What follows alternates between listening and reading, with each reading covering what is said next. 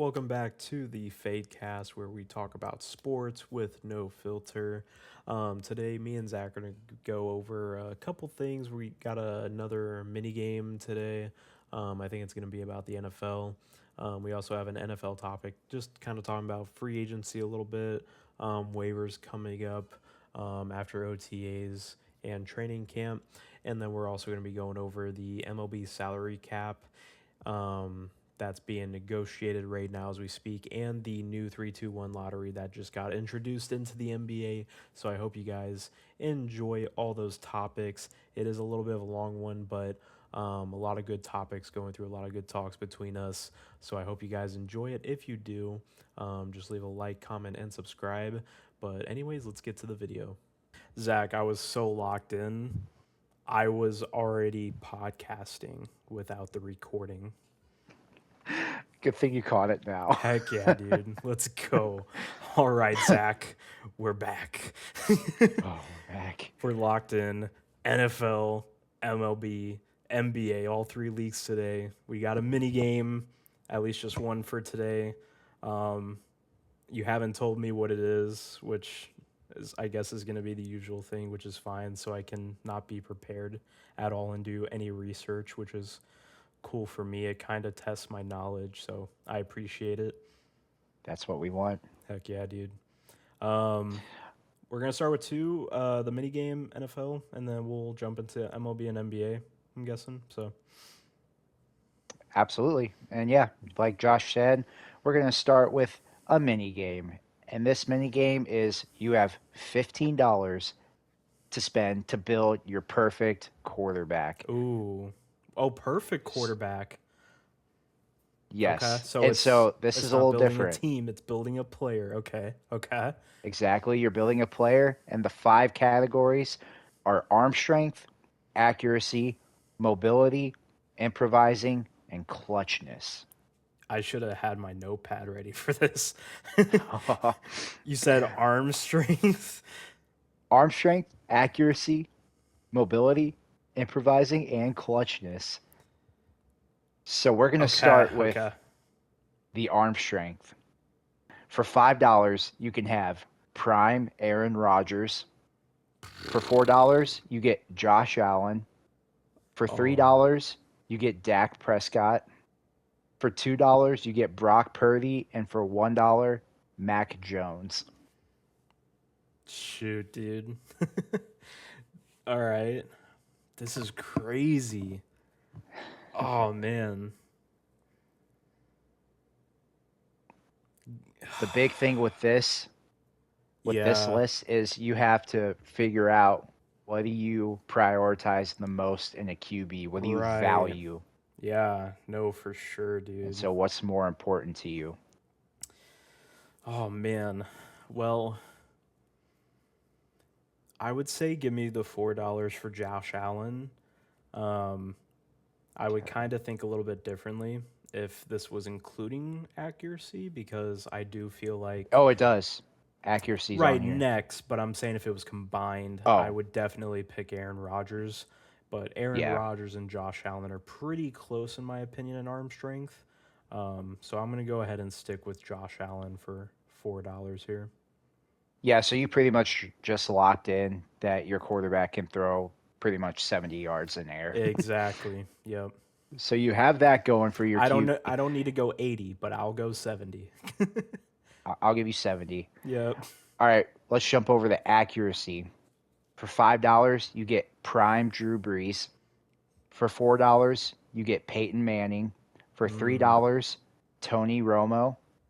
For $2, Cam Newton. And for $1, Anthony Richardson. Funny how you had to throw that in. I had to. So Peyton Manning's $4, right? Yes, you can get Peyton for And four. $3 was Tony Romo, yeah. two Cam. Give me the $3 for Tony Romo. All right. $3 Tony Romo. Mm-hmm. So you have Josh Allen Armstrong, Tony Romo for accuracy. Yep. Now we're going to jump to improvising. Okay. For $5, Patrick Mahomes. For $4, you get prime Russell Wilson. For $3, you get Steve Young. For $2, you get Caleb Williams. And for $1, Ryan Tannehill. Okay. I'm surprised Caleb Williams is $2 here. I guess one of the main factors is that there are times where Caleb Williams maybe does it a little bit too much. I think it's gotten better over time though, because he does have a better O line now. I would say Caleb Williams for $2, honestly. Yeah, I think that's a good value pick right there. Mm-hmm. So your next category will be mobility. For $5, you get Lamar Jackson. For $2, Cam Newton. For $3, Jalen Hurts. For $2, Kirk Cousins. And for $1, Tom Brady. And I already have $9 spent, correct? Yes. Okay.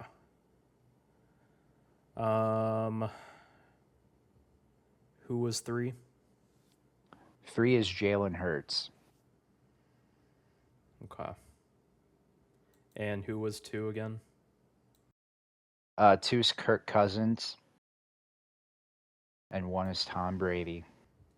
Man. There's definitely tiers within this mobility For sure.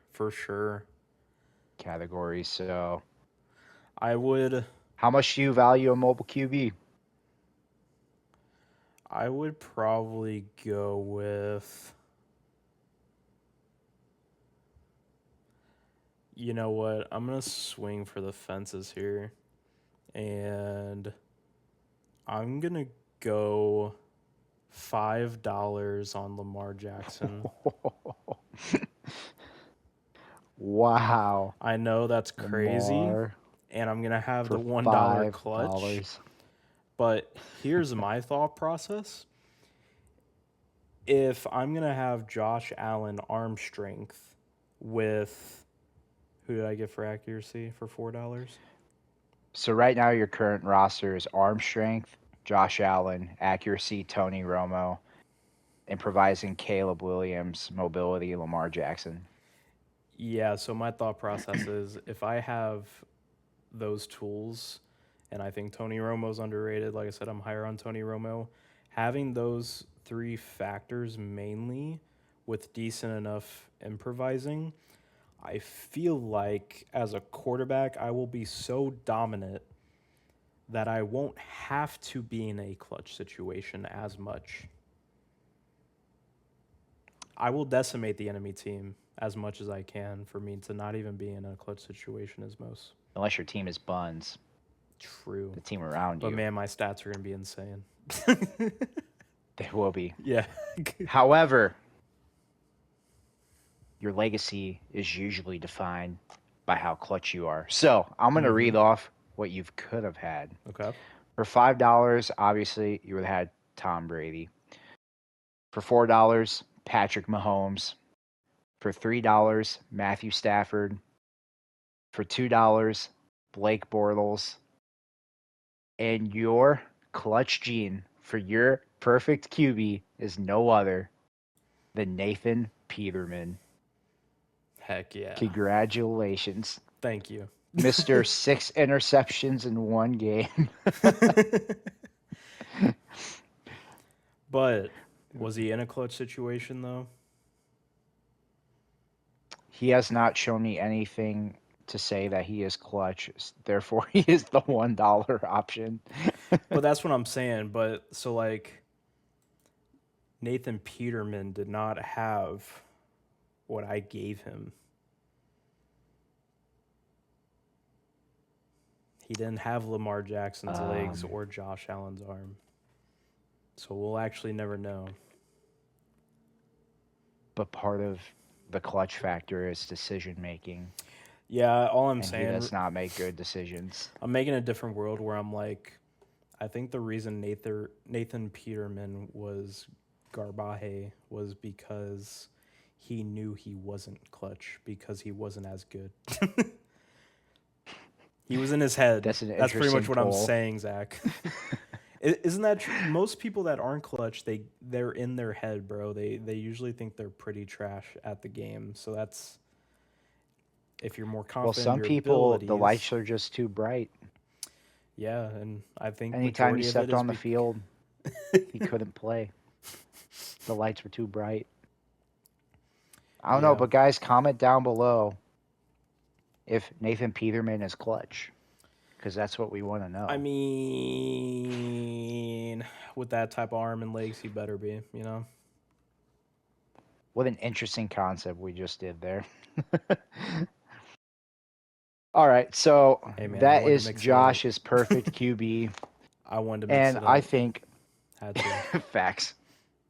No one ever talks about Nathan Peterman's clutchness. You can only find Exactly. that on the Fadecast podcast. I feel like it starts a great conversation because it's pretty much a what if. Like the whole scenario is a what if, and I'm pretty much just saying Nathan Peterman would probably have a better clutch factor if the dude actually believed in himself. And I know people will just say their mindset they just some people are not as clutch. Like Tom Brady's mindset is he believes he's always been the best quarterback in the league.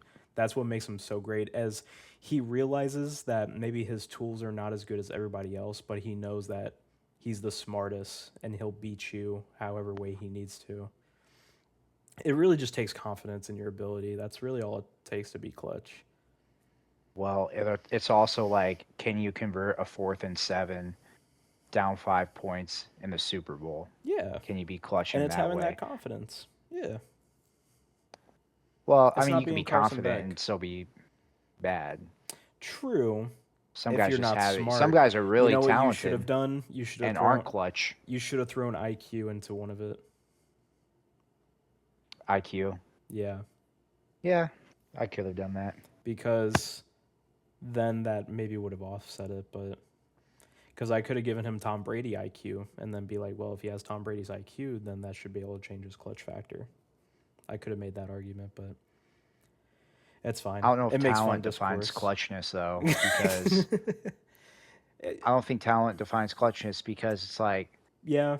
Lamar Jackson has all the talent in the world, but I wouldn't call him Mm-hmm. clutch. Same thing with Josh Allen. Like in a different light, I wouldn't It call him does. clutch I either. I do think it varies depending on the type of player too. I don't think talent has the biggest factor, but I think like for me, I would be more like when I play just video games. Like I know it's not the same as sports, but like when I'm good at a video game, I'm more clutch when I'm locked in and confident. Like I know I can beat this guy, and that's what makes me more clutch.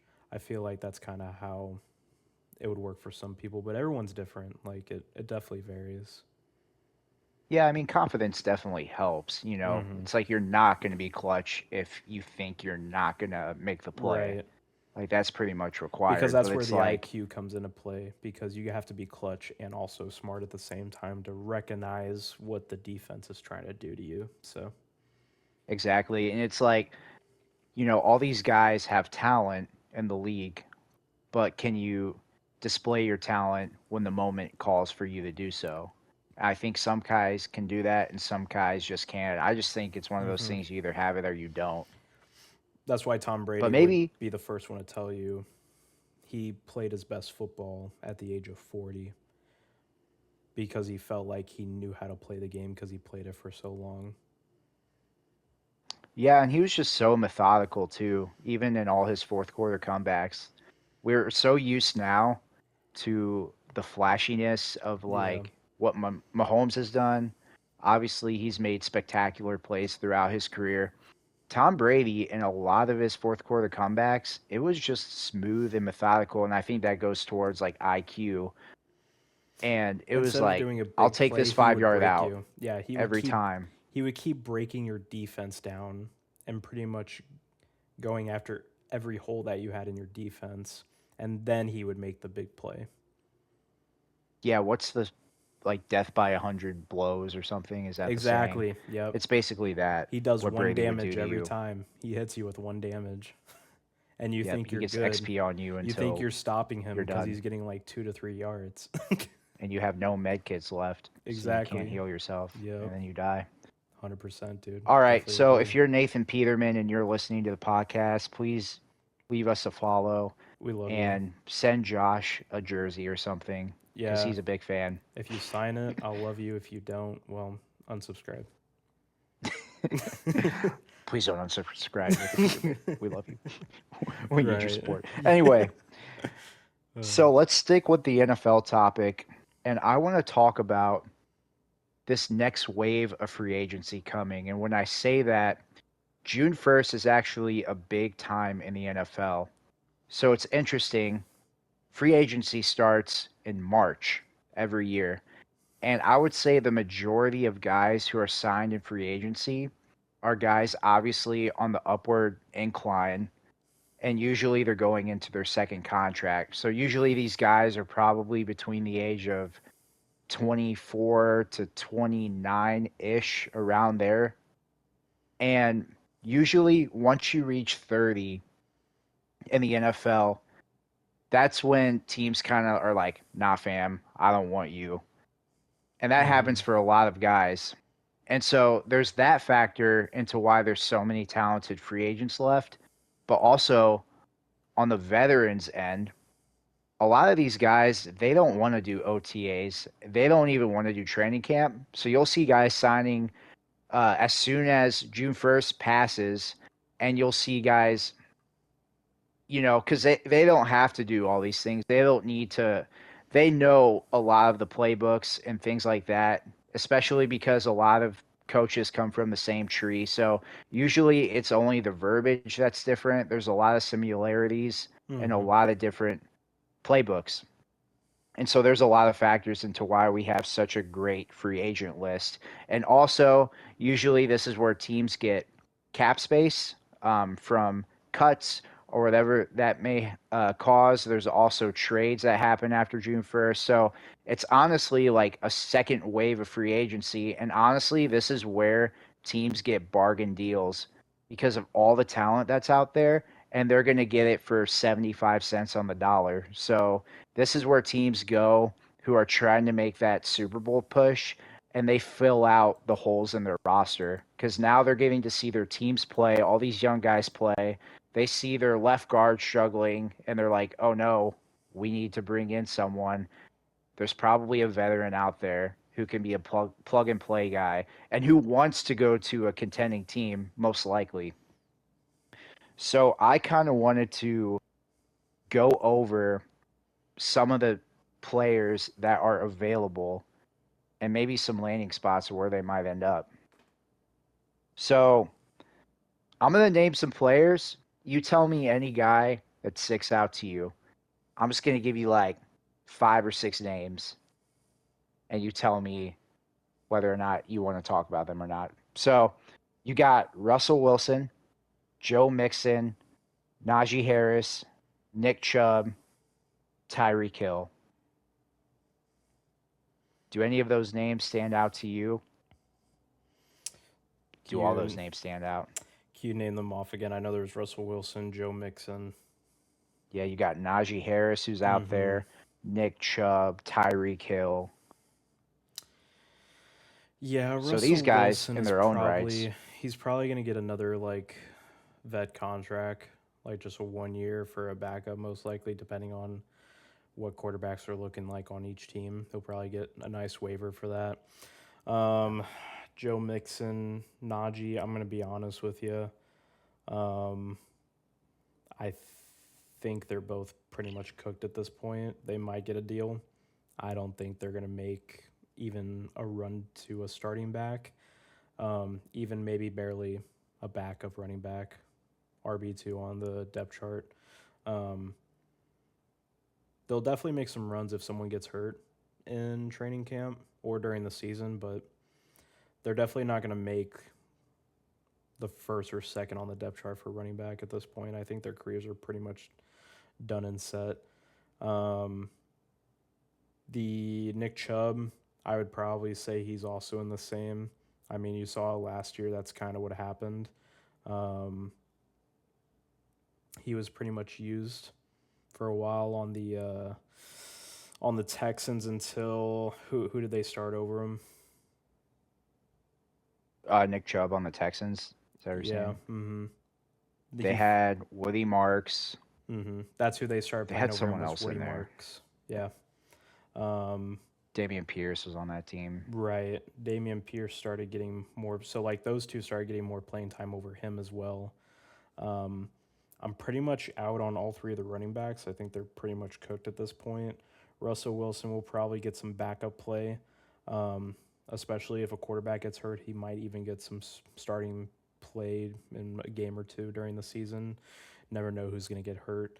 Um, and then Tyreek Hill's the most interesting because you kind of want to say he's washed, but do we really know?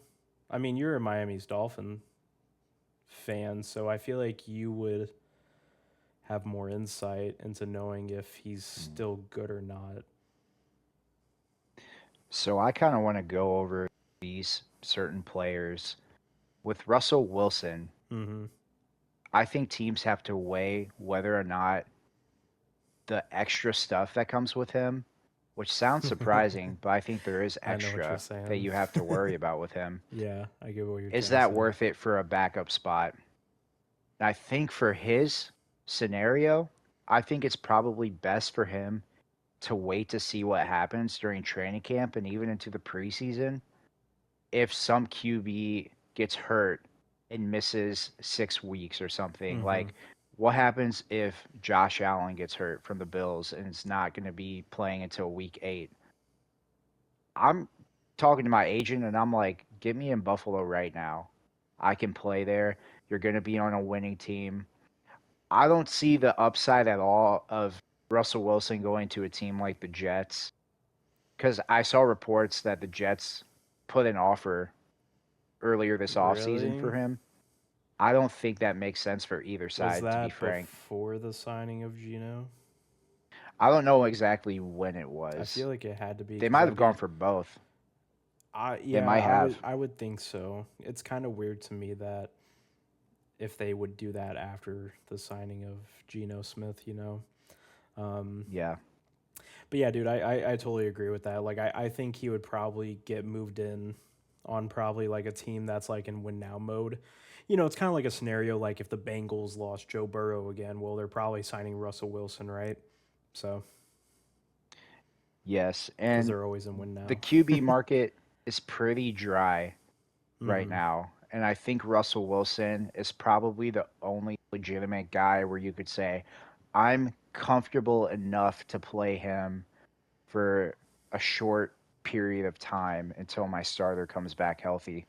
Then there's some Yeah. trade candidates. So I think Will Levis and a guy like Anthony Richardson could be on the table for teams. I know the Packers were actually are interested currently in Anthony Richardson, which I think would be an absolute perfect landing spot for someone like him after what they did with Malik Willis and how they developed him. I Yeah. think they're really good at taking certain QBs and just like Getting value for giving them. them the second chance under Matt LaFleur, a city where they could just focus on football, learning behind Jordan Love. They've always had good quarterbacks, so obviously the backup is learning behind someone who's great or is Sure. really good. And so I think that that would be a good move. I think Will Levis going into a similar situation, like we saw this with Mac Jones going to San Francisco. We saw this with the Vikings every year. They find someone like that who they can just develop. And so if Will Levis could go to a team like maybe even like Denver or someone like that, sit behind a good coach, sit behind a good quarterback, and sit behind a great coach like Sean Payton, that could benefit them really well. And I think it's worth it for teams like that to develop a good QB. One, in case their starter gets hurt, but also it's like these guys had talent coming Mm-hmm. out of college. Like I wasn't the obviously I wasn't a big Anthony Richardson fan, But there is a reason he went number 4 overall. Like he had the because of the intangibles talent. Yeah, that you want to see, you know? Like you could just like project Will. like, okay, there's something in him that I see, even though I didn't think the production was there. But yeah, same thing with Will Levis. Like he's another big quarterback, big arm guy that could actually develop into something special. And so I would say there's guys like that who are available, but for right now, I think the QB market's pretty dry, and honestly, I think a lot of teams are looking ahead to the 2027 quarterback class. Yeah, And then, they're yeah, I agree with you with the running backs. Joe Mixon had a weird injury last year where where I the think he missed. Texans hid everything from us. The Texans hit everything. I don't know Yeah. what really happened with his foot. I Yeah, think there should we'll be probably find something out left in the later. tank. I'm assuming Yeah, Joe Mixon's probably gonna I be one of don't those know. players that shows up on like a podcast or something. Is like, hey, this is actually what the situation is. It's probably what's gonna happen in the future. I can't wait till that comes out. Right. It was a very weird situation, Hmm. and you would think he would have something left in the tank, but with this injury, his career may be over. I'm not sure, but For being out a I think if year for his his, medical clears, yes. he would be worth it taking a Hmm. flyer on to me. Um, and then Najee Harris. So I think the Packers could be in play. I think they're in play for a few running backs. And so It if makes they went the sense. free agent route, Josh Jacobs has done a no recently. he has. And for a playoff team without any known running Yeah. back, I think is a problem. Hmm. And so he may even get suspended. I'm not sure. We'll But see. Najee Harris makes a ton of sense to me in Green Bay. However, there are two running backs that I think make a lot of sense for the Packers to trade for. You know a lot about one of them, but I'm going to talk about the other one first. I think Ooh. Alvin Kamara would Okay. be the perfect fit because they just brought in Travis Achan is Right. his last name now to a huge deal, Yeah. and so Kamara is going to be the second guy. What better fit for the Packers than someone who's been there before, who is still a good running back, and who can receive the ball out of the backfield? I think he would be an absolute stud in Green Bay. Right. And then also, what would you think about the Packers going for James Conner? I as soon as you said this guy, I was like, oh, this dude's definitely thinking James Conner. That would be so huge, dude, because like James Conner and Trey Benson, they're done like 100%. I knew going into this offseason there was definitely a chance. I didn't know if it was going to happen, but I was like, with this new coach that we have in Mike LaFleur, I would not be surprised if he totally revamped the running back room. And that's what we saw. We saw the Tyler Algier signing in the offseason, and then also the drafting of Jeremiah Love. Mm-hmm. Those two players, um, I'm not going to lie, with the contract that we gave James Conner and his underwhelming season that he had before getting hurt, um, I think both of them are better than James Conner at this point. So Yeah. I wouldn't be surprised. I just kind of I would hope as a fan that they do trade James Conner because Yeah. I knew when we extended him with that 3 year deal, it made no sense to me.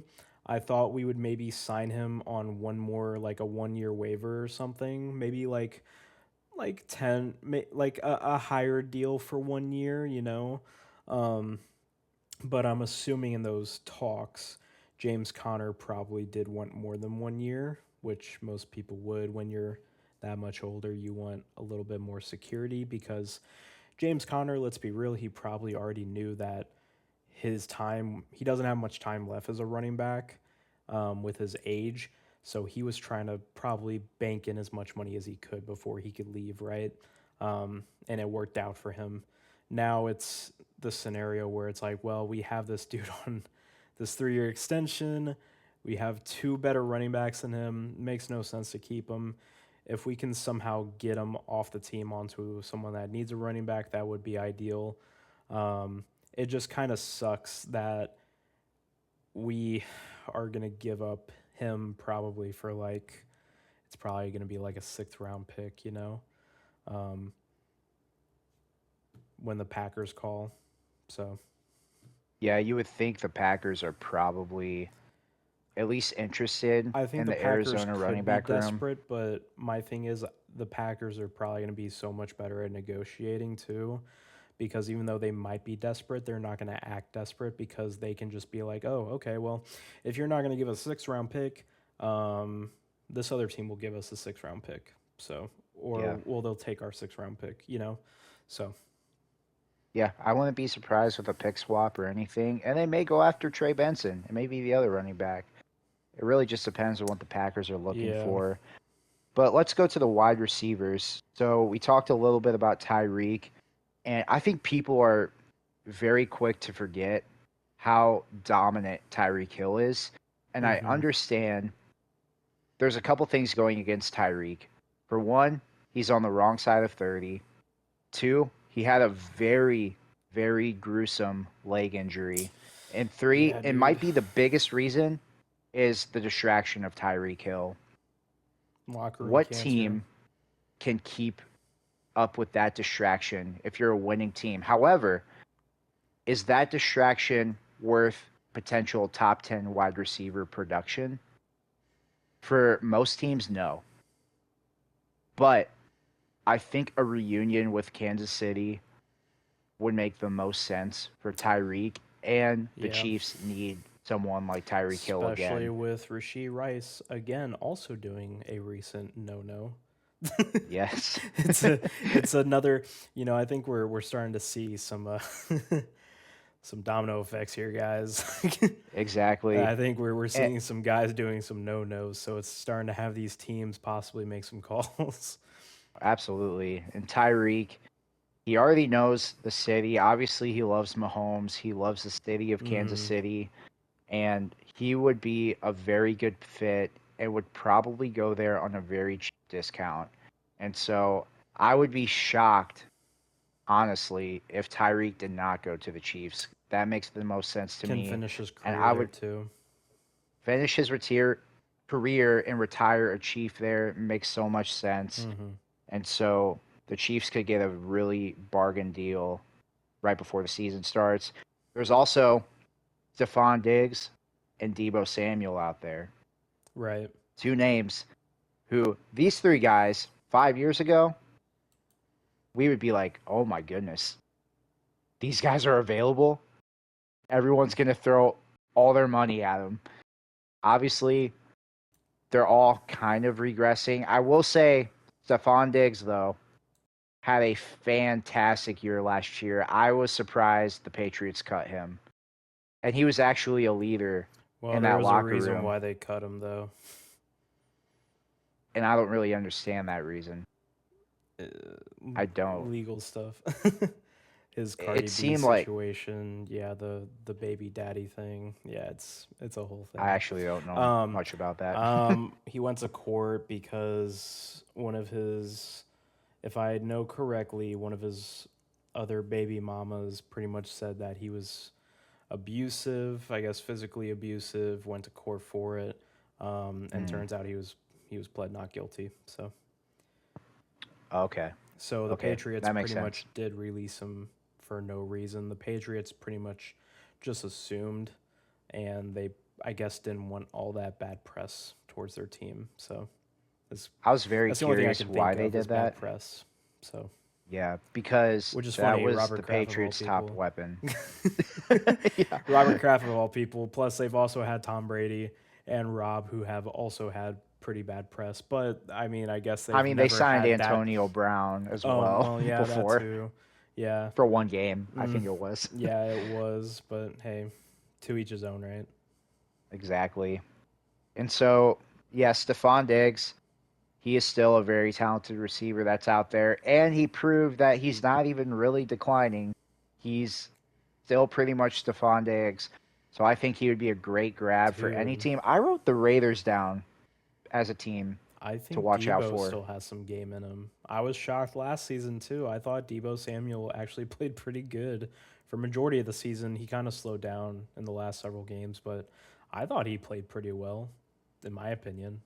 But Yeah, he's had some injury issues, but I think he makes a lot of sense on the Rams for me. That's the team to watch out for yeah, because I thought the Rams obviously were going to go weapons in the draft. Obviously, they went Ty Simpson, which shocked the world. hmm I think they could use another weapon. And so dude, Debo Samuel having could make sense on the Rams.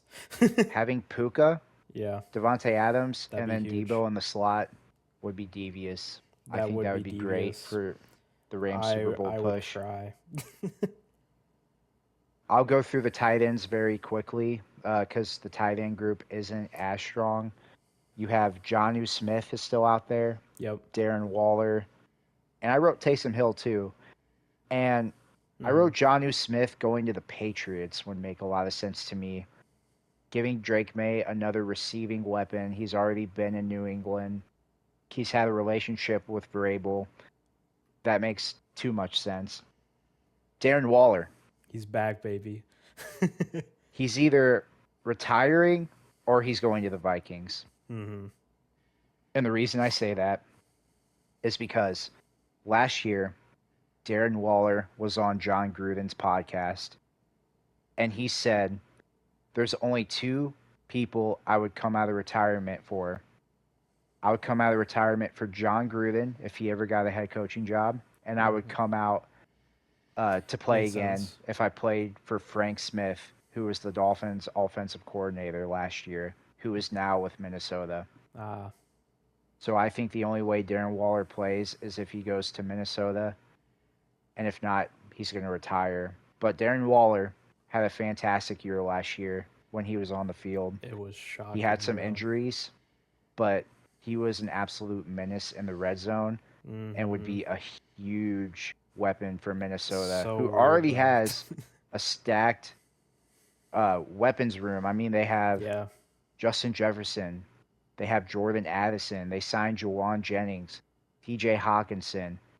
Adding Darren Waller as another pass catcher to that group would give Kyler so many options. So I could see that happening. And then last, I wrote Taysom Hill down. I don't know if he's going to play football again.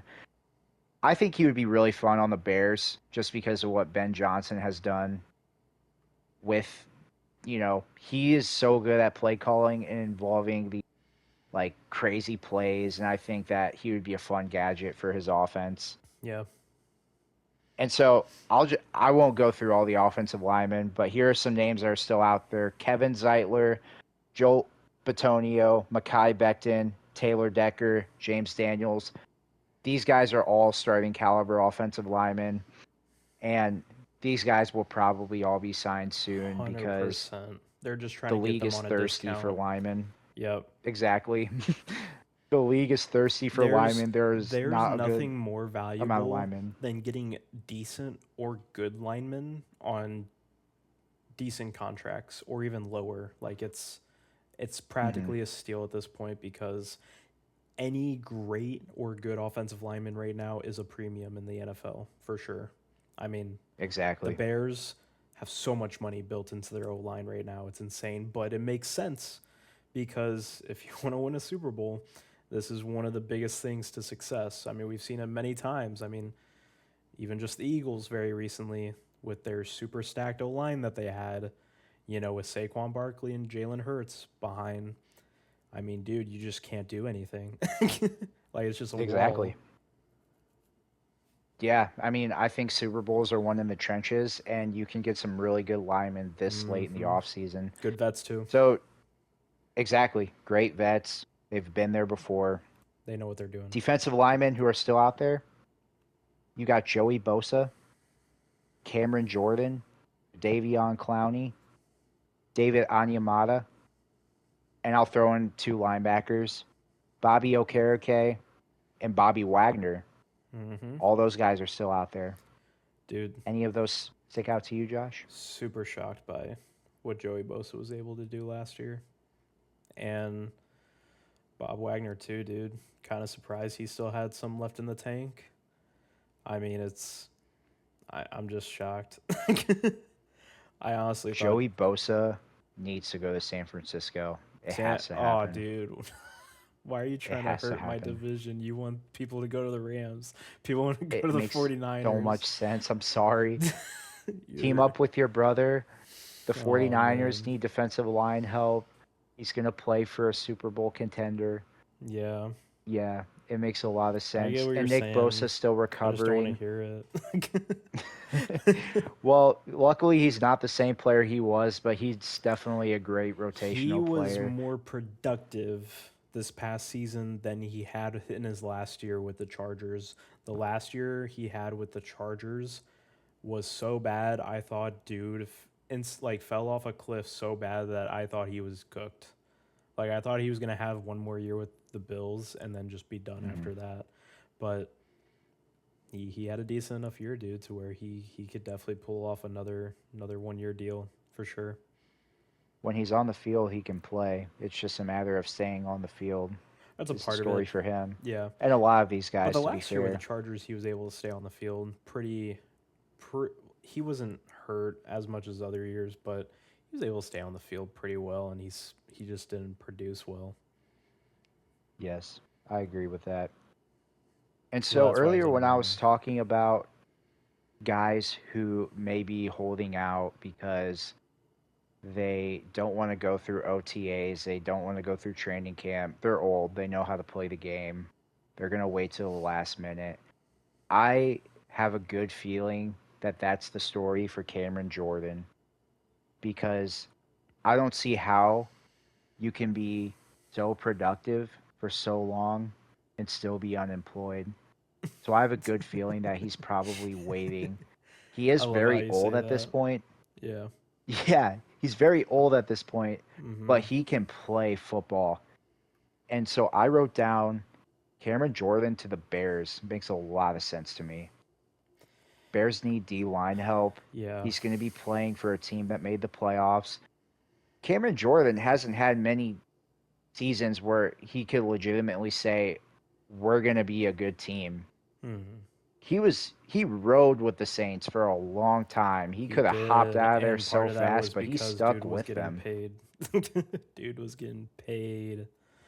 And the tragic thing is I think he wants to go back to New Orleans, but I think New Orleans is going to go for a Which younger, makes different sense. Like, direction. I think he should go back to New Orleans because I feel like he needs to retire there. But I don't think the Saints feel the same way as a business because their cap is still rough right now. They're still trying to get out of their cap mess up that they have.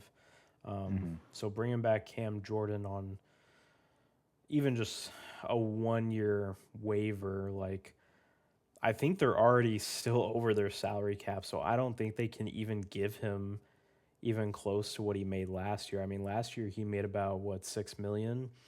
Um, am I correct on that? Oh, I have no clue.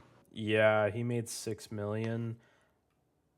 I think the Saints cap space is so bad that they can't even offer someone 6 million. To be honest with you, I would Well, they definitely did have to. spend a little bit this free agency, Yeah, but they I had think some in they the had tank, but there years. was there was players that I there were definitely positions and spots that they need to get taken care of over what Cam Jordan was bringing them, in my opinion. I honestly really like what the Saints have done this offseason and in the draft. That's what I'm I think saying. they could I think be a they had to sneaky address NFC other South spots. champ. Yeah, it really does partially also depend on how well they're like if Tyler Show is the starter, it really does depend how well he plays. Yes. If he has a jump, then they might be able to win the division. Honestly, That division's wide open. I think any team can finish first, any team can finish last. Bucks are kind of stuck right now. Like, yeah, Falcons are Yeah. stuck because they just want to be stuck. See what that boy Tua can do in a dome. I think you know what he can do. Yeah, I'm well aware of what he can do. Throw picks, All right. So let's go to the concussions. secondary real quick.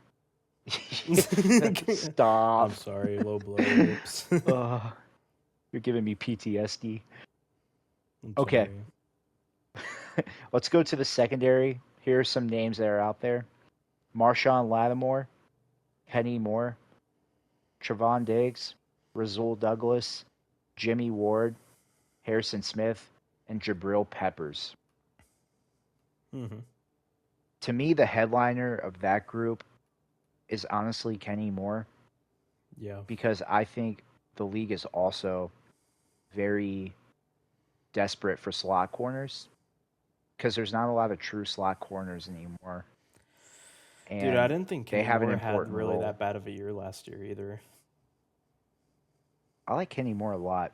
Yeah. And I think he would fit great with the Packers. I feel like I'm saying the Packers a lot, but he would just be a really good fit. Mm-hmm. And yeah, so he would be a easy plug and play slot corner. He could play on the outside too for Yeah. any contending team. He should go to a contender. And who knows? It's probably price is his thing if I had to guess. He's Yeah. probably going to have to come down on his price and he probably will.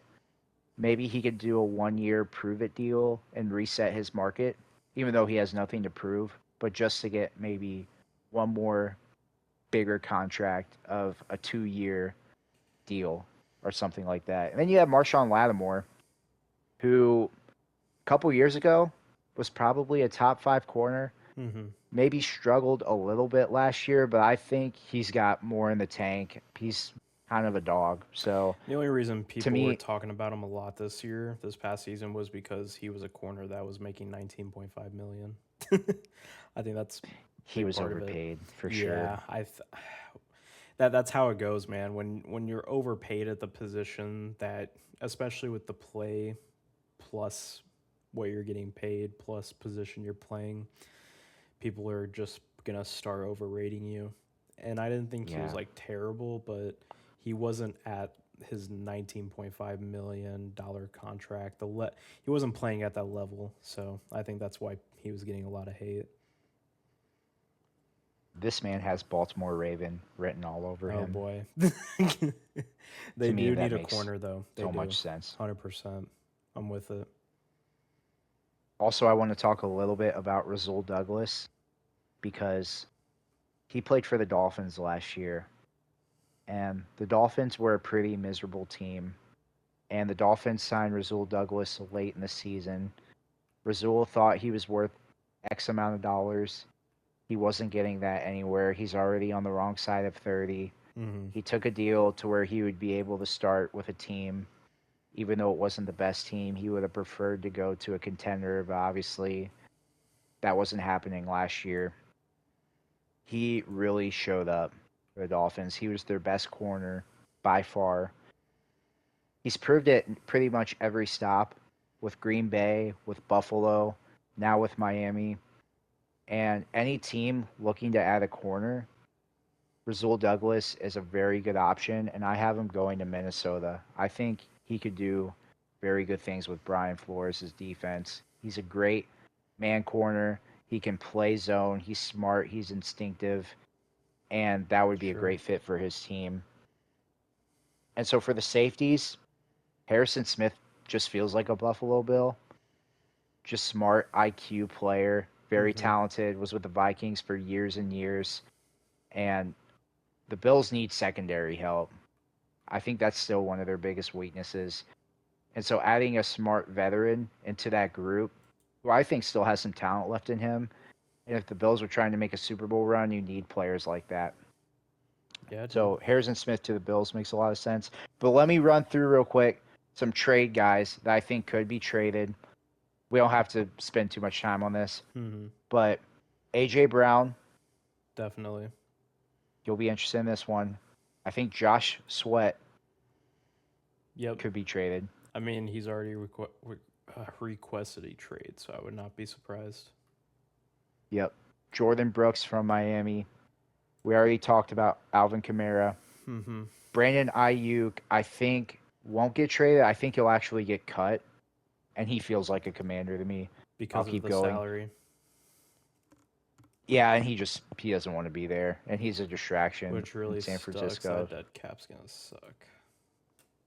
Yeah, so he should be out there. Some teams are going to find him and snag him up. Mm-hmm. James Conner, we talked about him. Kayvon Thibodeau.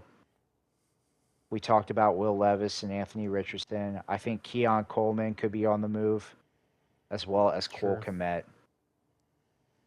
So I'm just throwing Yep. these names out there to say that there are a lot of guys out there and a lot of trades that could happen. And what happens in the next month or so could solidify a championship team. And so it'll be interesting to see where all these talented veterans go. I mean, if you made a team with just these veterans, this would be a really, really good team. Yeah. No, I Except maybe agree. quarterback, because you have Russell Wilson and that's it. I'm surprised you didn't really talk about L'Jarius Sneed too. Oh, I didn't even know he was out there, to be honest. Yep. Yep. Dang. L'Jarius Sneed is still out there, chat.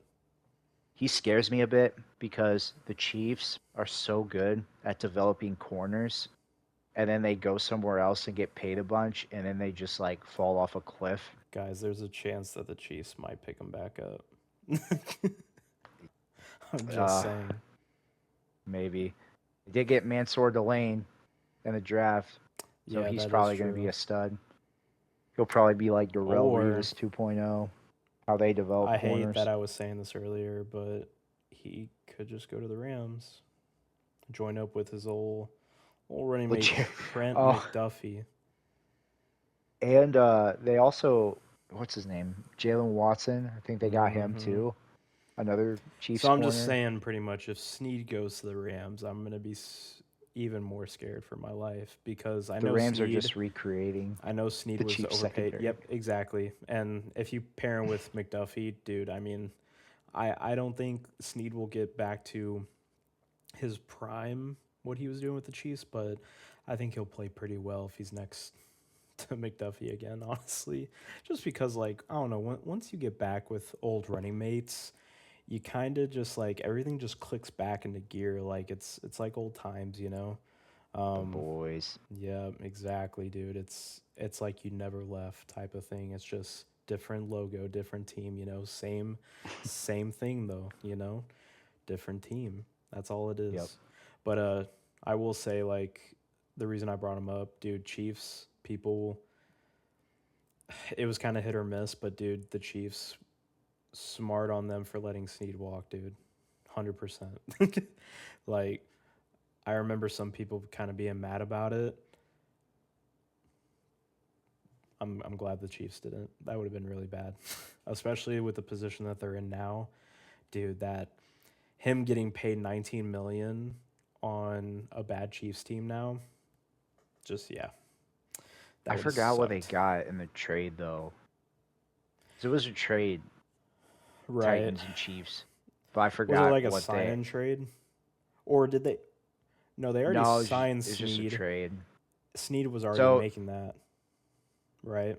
Like they had just no, re-signed him I the year think it was before. actually the Chiefs. So he probably what happened is he wanted a big deal, and the Oh, they Chiefs signed him an weren't willing to pay extension. him. Yeah, they signed an extension No, with no, no, not Tennessee the after he Chiefs, got not the traded. No, Chiefs. that's what I'm saying. Yeah, yeah. The After the Titans. trade, he got extended. That's what I'm saying. Exactly. Hmm. Yeah, Yeah, no, I got it pulled up right here. Tennessee acquired Snead from the Chiefs in exchange for a third round pick a third.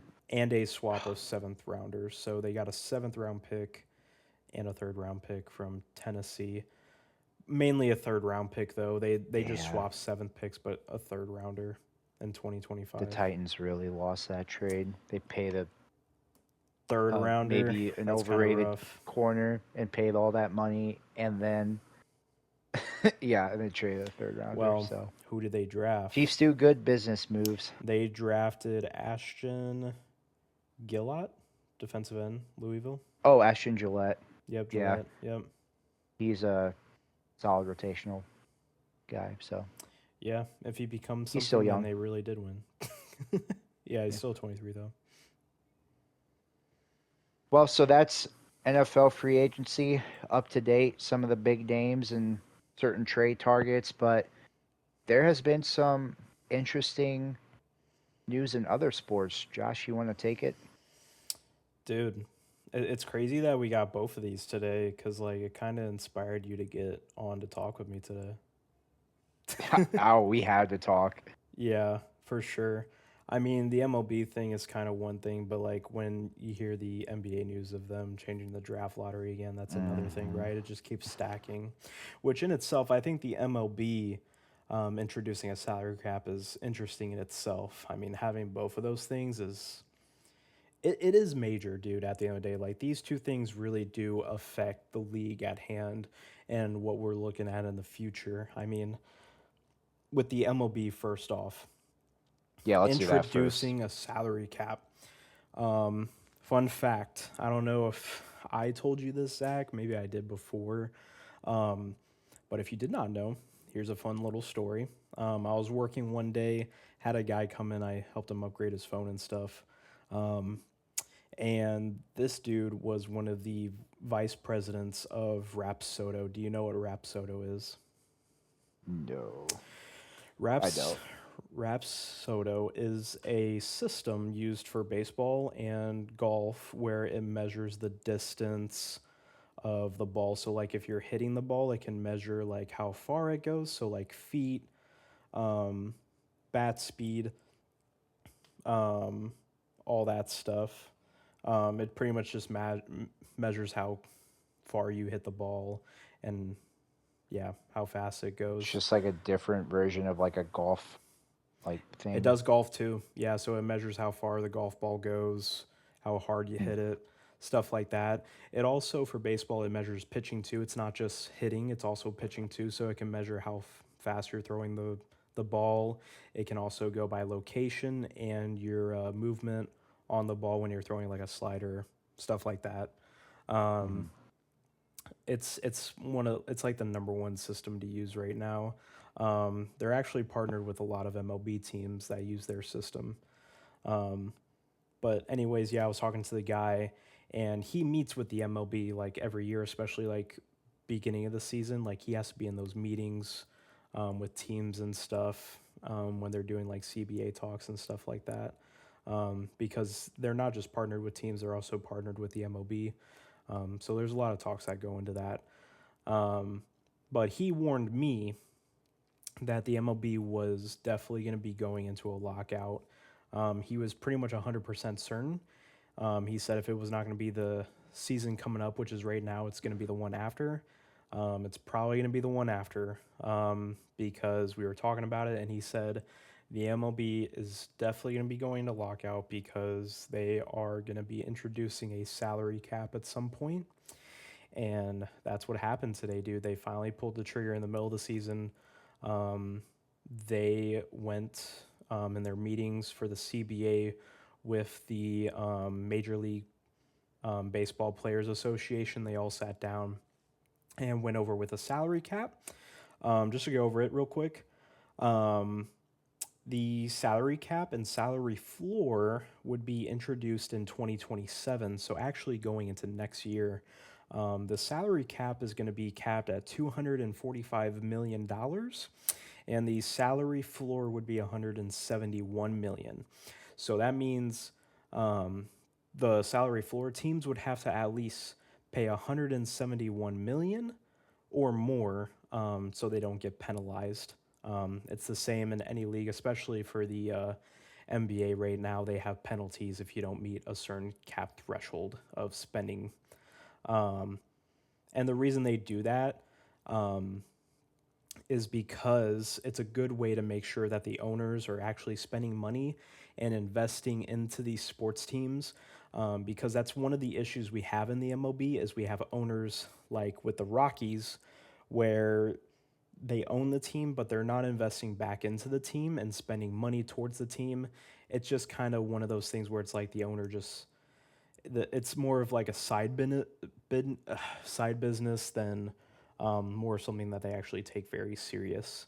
Um, so that's just an example right there. So it's kind of just more of keeping the owners accountable is why they have that.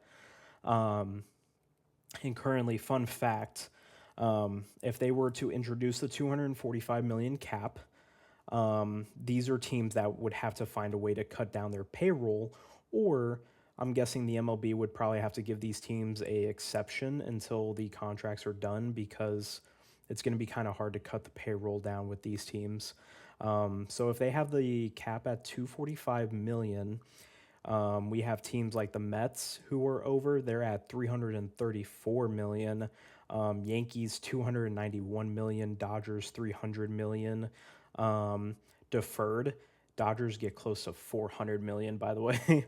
Blue Jays 283 million. Phillies 281. Braves 267 million. Absolutely insane money No being one should feel spent. bad for these teams, right?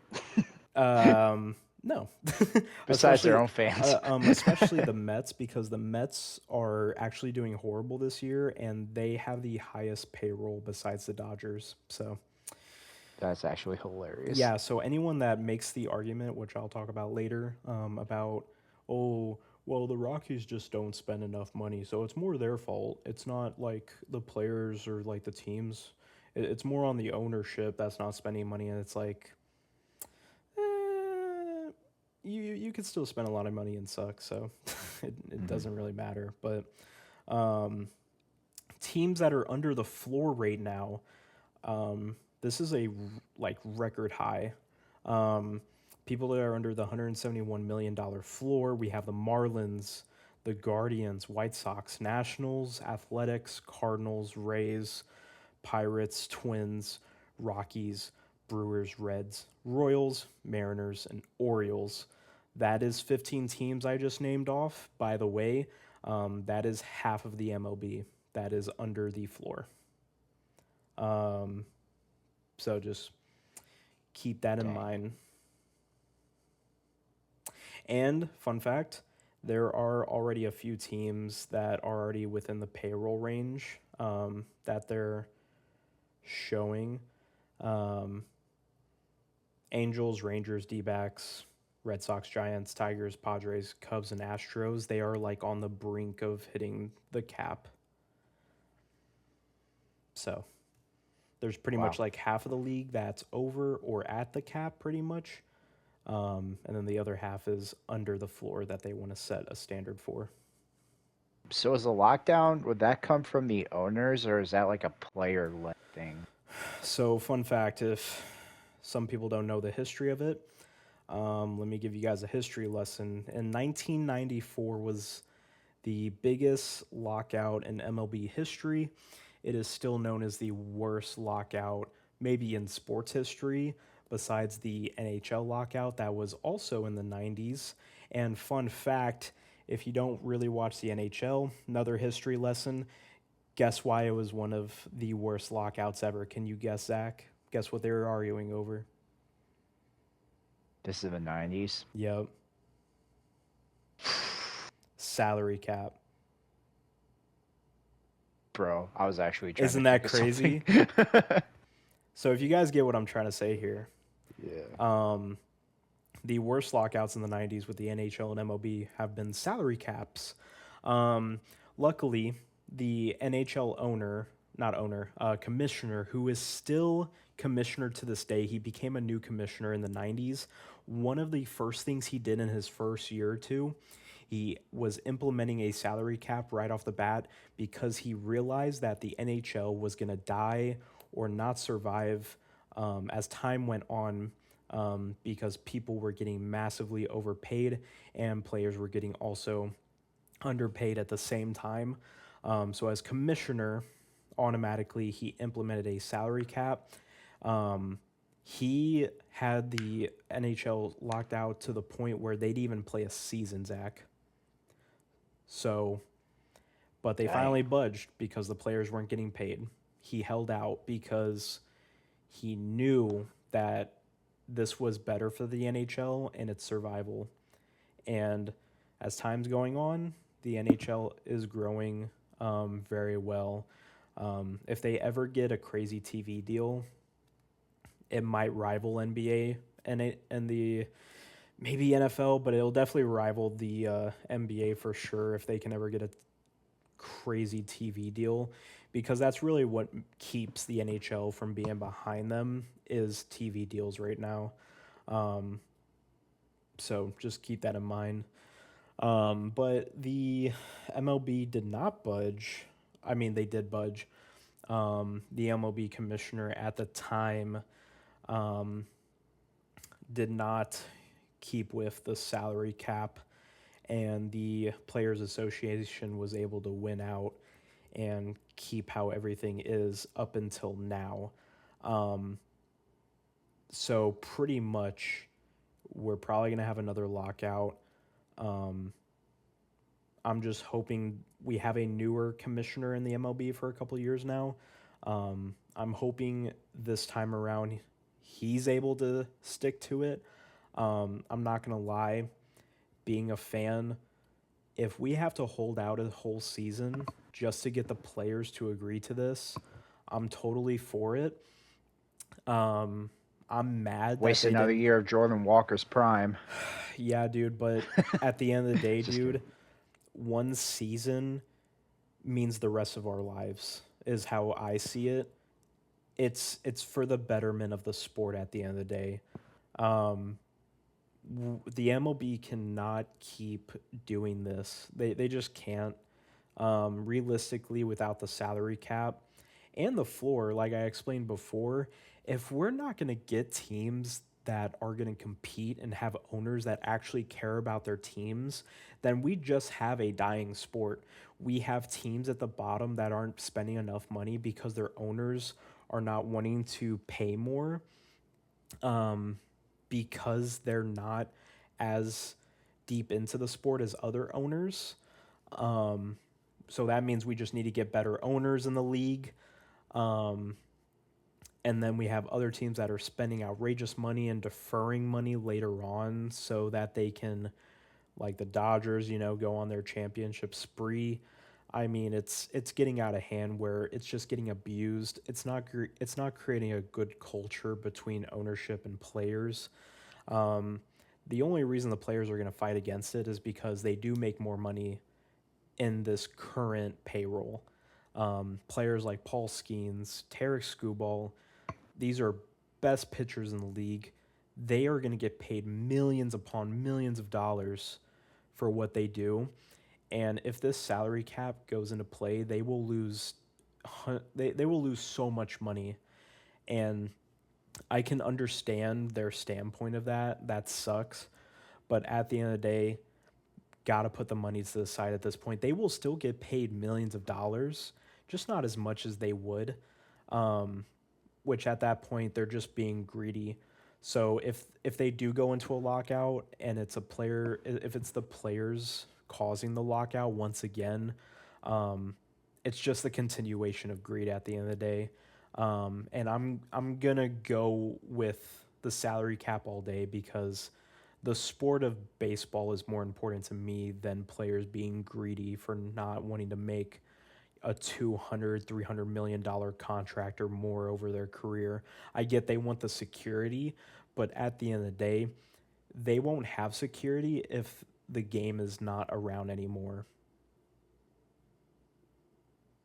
Absolutely. And just as a casual baseball fan, I'm tired of seeing the Dodgers super team. It'll be actually nice to have an even playing field for once, so that would be really cool.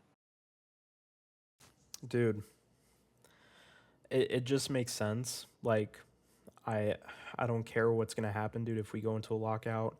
Cool, man. We're gonna fight it to the end. Um, I blame old baseball fans a part of this because baseball fans back then, they were on the player side, and that's part of the reason why they didn't get the salary cap to go through because they had to fight the fans and the players at that time. Um, Mm. but I think at this point, with how much younger and more modern the player, not the player base, but the fan base is for the sport, um, I think they can get it done. Like, I will 100% be there to back the MLB for this. I know my opinion doesn't matter in the whole scheme of things, but with me and everybody else, um, as long as the MLB has majority of fan support for this, we will get the salary cap to get done. And I think they will have the fan base behind it because fans are tired of this, dude. Like, The older people don't care. Whatever, dude. They're boomers. I don't care. The newer people like us, dude, we want to enjoy good baseball. And the way that we enjoy that is a competitive sport. And the way that we create a competitive sport is having all ownership take it seriously.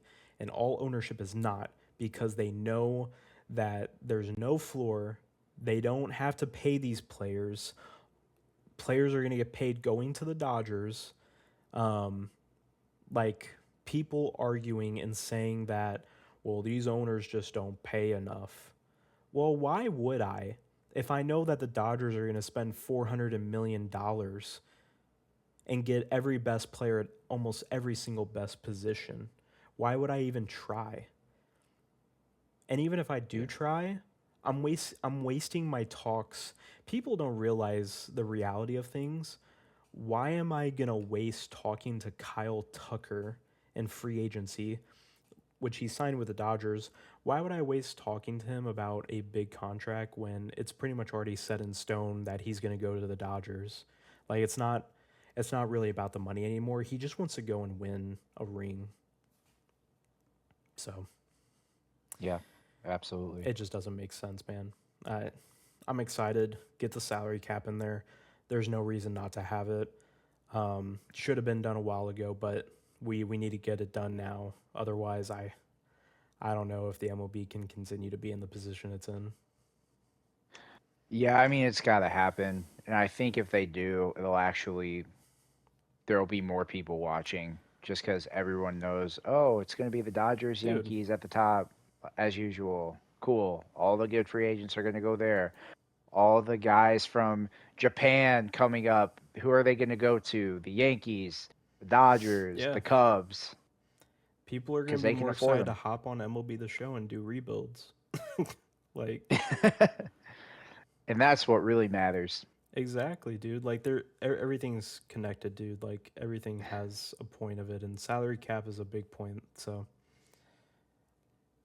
Well, it'll be interesting to see. But I think we should get to the biggest news of the day. ooh, you think it's even As bigger? oh, oh yeah, I guess it's made me more mad. the NBA owners approved the 3-2-1 lottery anti-taking I'm proposal. so mad, bro. So So I mad. think I think before we get into our opinions, we should just explain exactly what it even is. I got it all in front of me, Do man. you want to explain or yeah. All right. So let's kind of start from the beginning. I'll run it pretty quick. Yep. Um, Before they changed the lottery, I'm even going to go back to, earlier drafts. Growing up, the draft used to be like the first pick in the draft. The first pick in the draft, you were always guaranteed 1 to 4.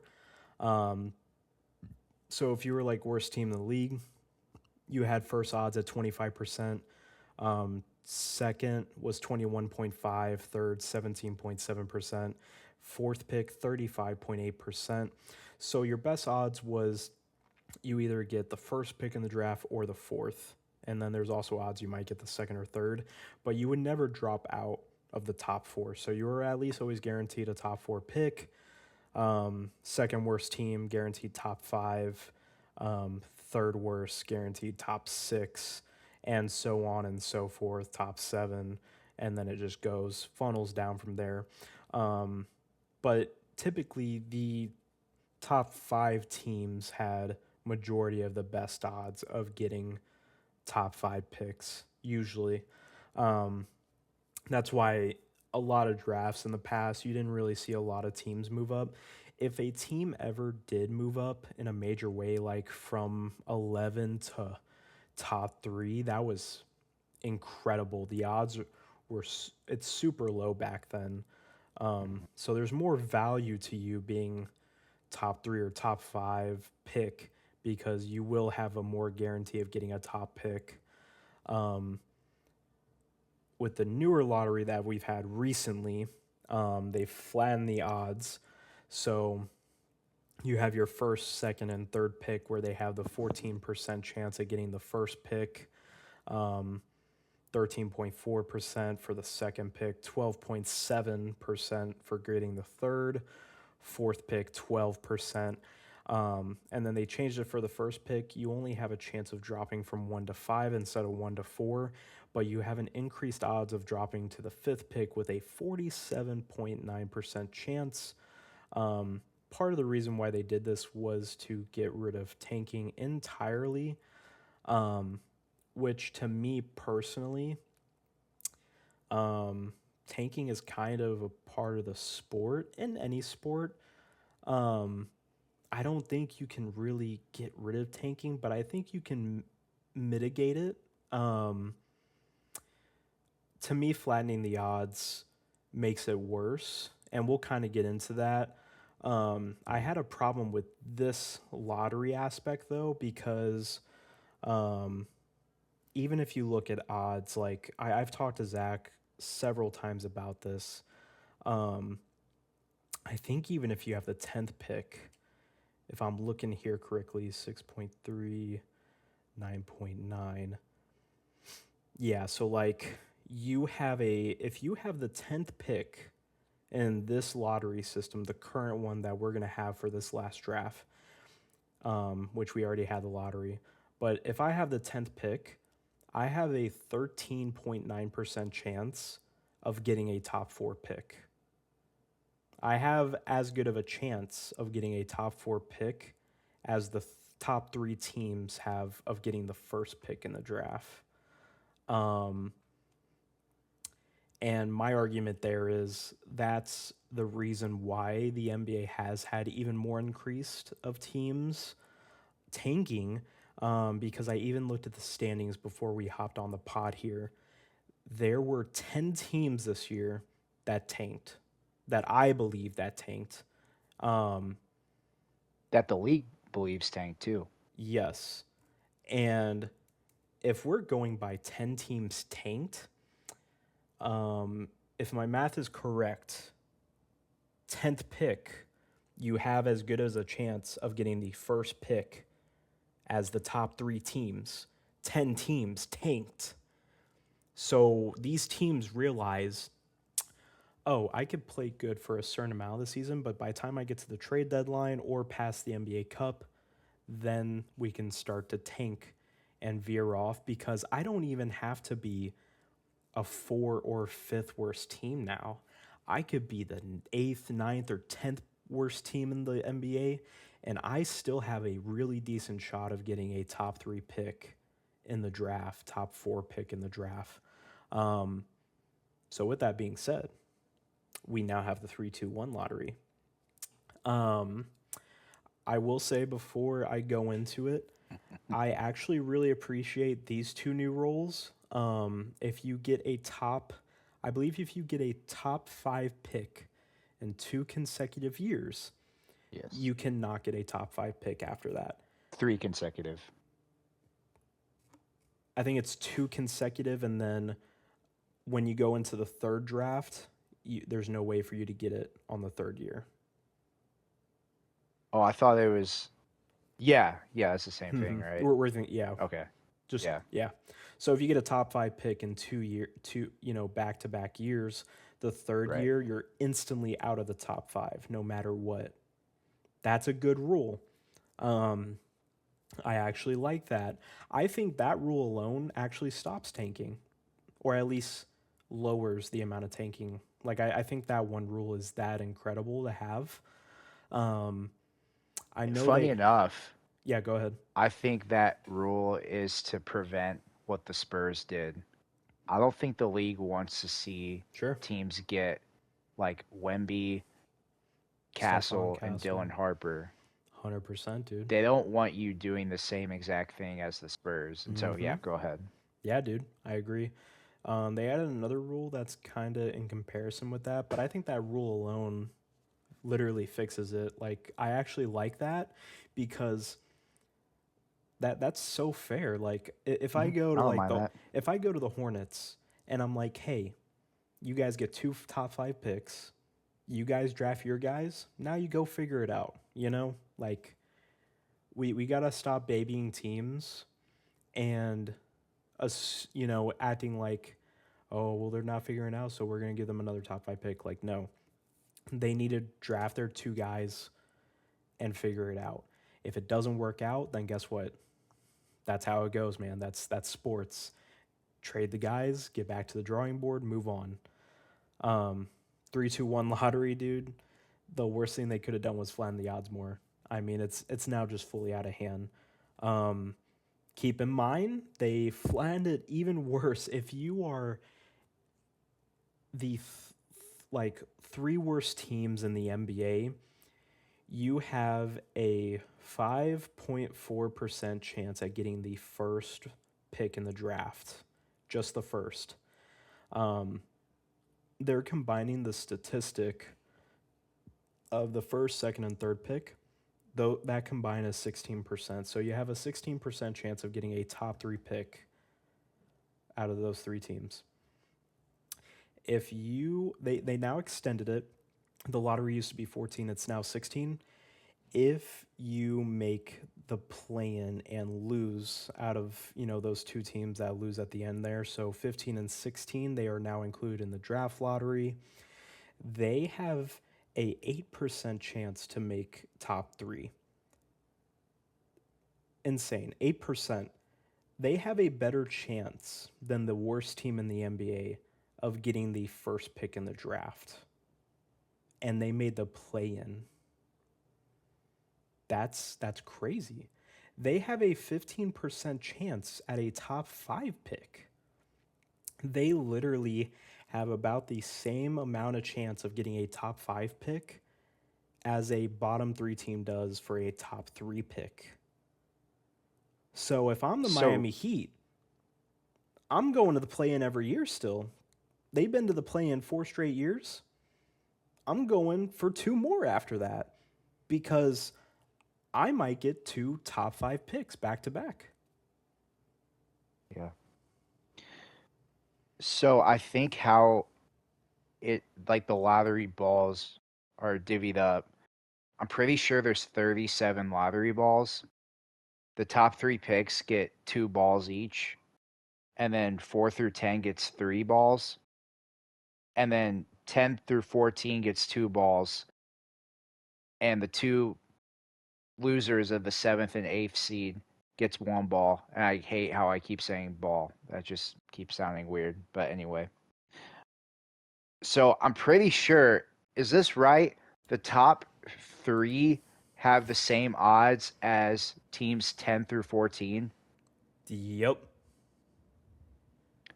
That is interesting. And so me and Josh, we were texting earlier, and hypothetically, if a team was the 8th seed, they lose the 7th and 8th seed play-in game, they get 1 lottery ball.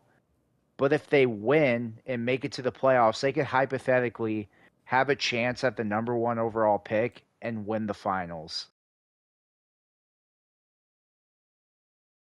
If I'm thinking about that Yep. correctly. Pretty Is that much, dude. right? You're pretty much on the nail there. Yeah.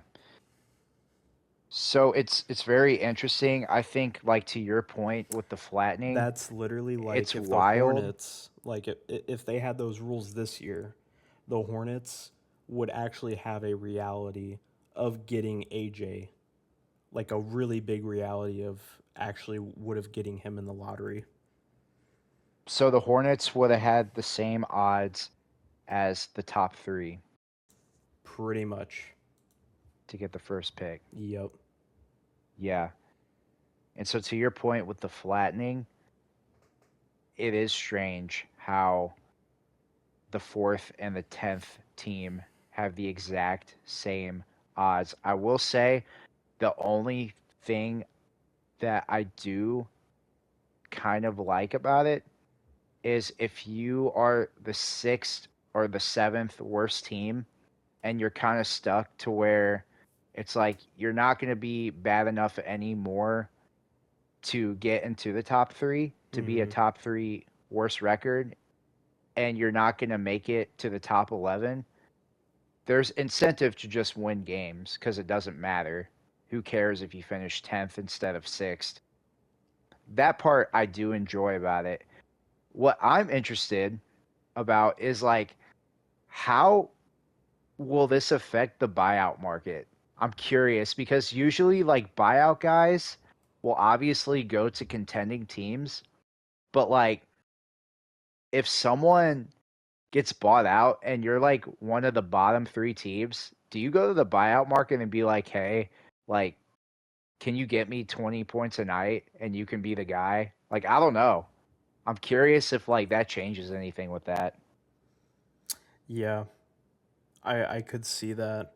I just if you saw the picture I sent you, I find it very interesting because like I was saying earlier, if we have 10 tanking teams, it's going to stay the same. If not, it's going to get worse because on the far right, I don't know if you have the picture pulled up, but the 7 teams after the worst 3 have a better average pick rate than the worst 3 teams. The worst 3 teams have an average pick rate of 8.1. That means they're averaging the 8th pick. The 7 teams behind them are averaging 7.4. Mm. I don't need a top. I don't need to be 3 worst. As long as I'm in the last 7 behind those 3, I'm actually averaging a better pick rate than the 3 worst teams. Yeah. And then ninth and 10th seeds, 9.1, that's not too far behind. The play-in teams average pick is 11.7, but dude, if I'm at 15 and 16, you're telling me my average pick rate is 11.7? You're telling me my average pick rate is the 11th or 12th pick? Like, why would I not take that? You know? Right. Like, it's just interesting. Yeah, it's wild because it's like you used to want to be really good or really bad.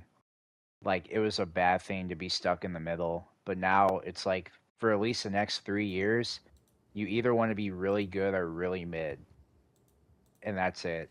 Which is This interesting makes because teams want to take and be more mid. if we want to like step back for a second though, is it possible that like we're just screwing teams who are actually just bad? Yes, Like yes, we are. like what are the Nets gonna do? What Because are that's what they are. They are bad.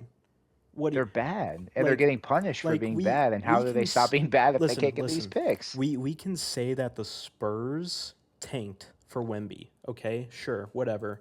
Guess what? You can say they tanked, but they're actually they were bad. They were. Hmm. Like can oh they tanked. No, like dude, oh the Sixers tanked for Embiid and Ben Simmons. Bro, they were a bad team. They were Yeah. bad. Like you can say they tanked, okay, bro, like they were bad. I don't know what to Hmm. tell you. And I kind of want to play a game real quick in a not really Ooh. a game, but I went back to the 2014 draft and I don't know if you remember 2014 too fondly. Was that Cat? That was the Andrew Wiggins draft. Oh, Jabari Parker, okay. Joel Embiid draft. Oh, snap. Yes, Okay. sir. I want to play a game real quick. I'm going to go Please. through each team and you tell me if they're tanking, okay? If you, by your perception, I don't know if you remember 2014 well. If you need me to explain the team a little bit from that year to remind you, that's fine too. But I'm just going to go through it real quick, okay? Yep.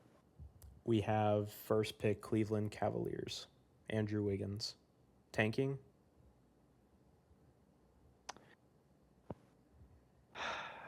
They had Kyrie. I don't think they were tanking. Were they tanking? This was also the draft they moved up in the lottery. Mm, yeah, I don't remember them tanking. I'm pretty sure they moved up in the lottery for this. Yeah, again, I don't know like off the top of my head. It was Kyrie Irving. It was after the first year of Kyrie Irving. But Okay. yeah, rookie Kyrie Irving. So it's one of those scenarios where they're like, LeBron leaves, you know, got to rebuild. They draft Kyrie Irving. They still need another guy to pair with him. They luck out with, another first round pick um, after drafting Anthony Bennett. By the way, they drafted Kyrie, Anthony Bennett, Andrew Wiggins. The Cleveland Cavaliers had 3 straight first picks. No, wait.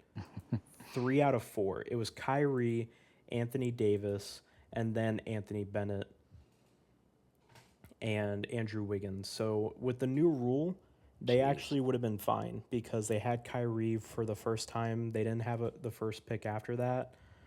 They were actually out of the top 5 in the second year. And then they were back at the number 1 pick for the 2013. And the only reason they were back at the top of the 2014 NBA draft is because I think they went up that year in the draft lottery. Andrew Wiggins, that was the Kevin Love trade, right? Yep, he got traded for Kevin Love. Okay. That is correct.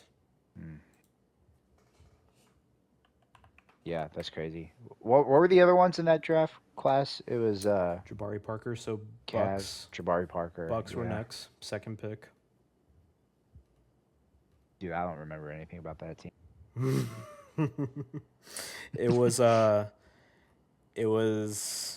Giannis just got drafted, so Giannis was last year. Skinny boy Giannis at that time. 18-year-old Giannis, dude. You want me to run through that roster real quick? Yeah, It's a just go scary through it. one. Oh, and by the way, I looked up Cleveland. They finished 33 and 49, so they did move up in the draft lottery to get Andrew Wiggins. So they actually lucked out in the lottery. 33 wins and got the first pick. Yep. It's not bad. So they did not tank. Right off the bat, first team did not tank. Just putting that out there. They just lucked out. Okay. Milwaukee. Jabari Parker. I believe this was the team that still had Larry Sanders. And let's see here. Larry Sanders probably. I don't even know who that is. Brandon Knight.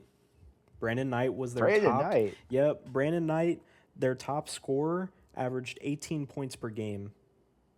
They didn't even have a 20 points, which I mean, if you had a 20-point they must score be at that just time, buns. yeah, you want to know their record? Yeah. 15 and 67, Zach.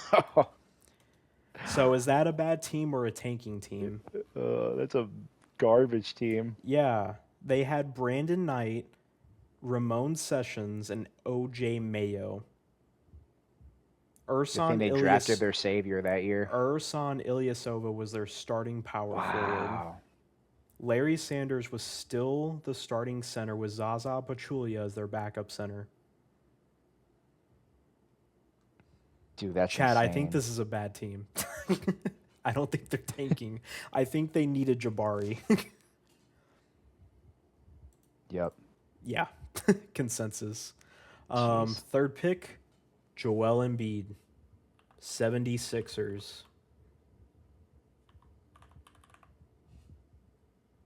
That was a bad team. Hey, man, I can always go back through the roster. That was a bad team. 19 and 63. Yeah. Best player, Thaddeus Young. Wow.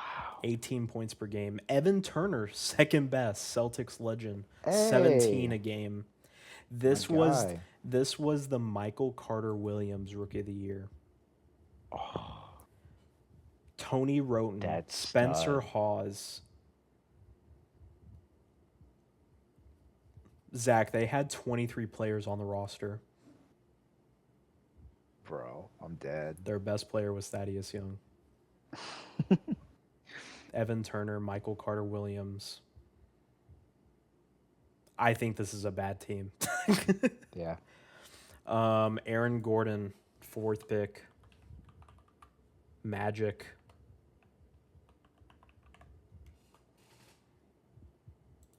Yeah, I don't remember who's on that team. Nikola Vucevic, baby. Should have Ooh, been leading the team at that time. wow. Oh, nope. Lol. Just kidding. Aaron Aflalo with 18 points per game. Tobias Harris, 14. Nikola Vucevic, 14. Victor Oladipo, second in the Rookie of the Year voting with 14. Still had Glenn Davis, Jameer Nelson, Maurice Harkless. They went 23 and 59.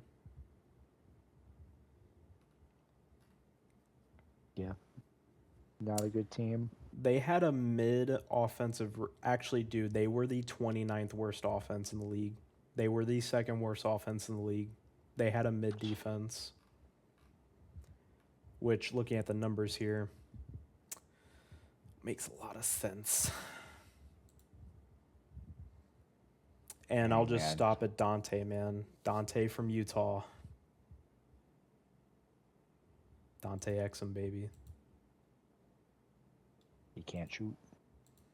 And then you had Marcus Smart from Boston, Julius Randle, Los Angeles Lakers. I don't think Kobe would have kept the Lakers for tanking. It's a good point. Charlotte at 9 with Noah Vonleh. Oh gosh. Yeah, I think the Hornets were definitely tanking at 9 there. They really wanted Noah Vonleh. But anyways, that's just kind of my case. Is my main point is I think we should go back to the original lottery system, and we should keep the rule of if you get 2 top 5 picks in 2 years, then you're not allowed to get one in the third year. Because I truly think these teams are bad. I do. And literally, if the 76ers didn't start the trust the process, I don't even think they would have ever done it. Which, by the way, the trust the process tanking did not work. So there's actually never really been a showcase that it actually does work. Mm-hmm. Because at the end of the day, you do have to pick the correct players. Yeah, I agree with that. And just with this new 3-2-1 lottery, this like really shows how much the NBA is not helping out their fellow small market teams, I'm going to give you a especially fun the fact bad before we ones. leave. Are you Go ahead. ready? I'm ready. The NBA new draft lottery rules passed with a vote of 29-1, Zach. Shocker, by the Oh, way. Big yeah. shocker. Obviously, it's going to be 29-1. Should have been unanimous. There is one team that voted against the new rules. Would you like to take a guess, or would you like me to just tell you? Is the Grizzlies. Yes, sir. Yes, Yep. sir. Yep. They got trolled. I'm not gonna lie. They got They got trolled. played hard. And I actually feel really bad for Grizzlies fans. And I do too. it's because I don't talk good about the Grizzlies a lot. I don't really talk bad about them a lot, though. It's more because of their players that I talk bad about. But, dude, I really feel bad for them and their fan base because they actually did everything right this past several years. They got their 2 top 5 picks and John Morant and Jaren Jackson. And then guess what they did, dude? They went to go figure it out on their own. They got Desmond Bain, who was another good pick in the late round. And, they went to go figure it out. Guess what? It didn't work out. And what did they do when they realized it didn't work out, Zach? They traded Got the a million players away. first round picks. Heck yeah, dude. And it's crazy because people will dog the Bulls. Well, I will too, because they keep Zach LaVine, Vucevic, Alex Caruso, all these players, Kobe White. They keep them until their value is gone. Like they don't trade them away at their peak. Like they don't get rid of them at the point where they need to. and we dogged them for that. But we're not talking about how the Grizzlies actually did what we want majority of teams to do when they realized it didn't work out. The Grizzlies realized it wasn't working out ASAP. They sniffed it out super quick. What did they do? Million first round picks, bro, for Jaren Jackson and Desmond Bain. John Morant's probably getting traded this offseason. If he does, that's more, at least maybe a first rounder. I don't know what that deal is going to be looking like. I don't know what team's interest is in him right now because of all the BS. Um, Yeah. but the Grizzlies did everything by the book. They did.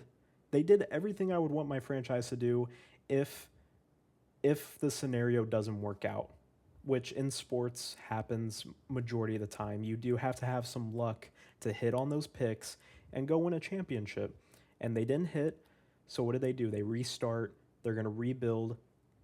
And then guess what? They get hit with this new lottery rules. You have all these first picks you just traded for. Now they look dumb.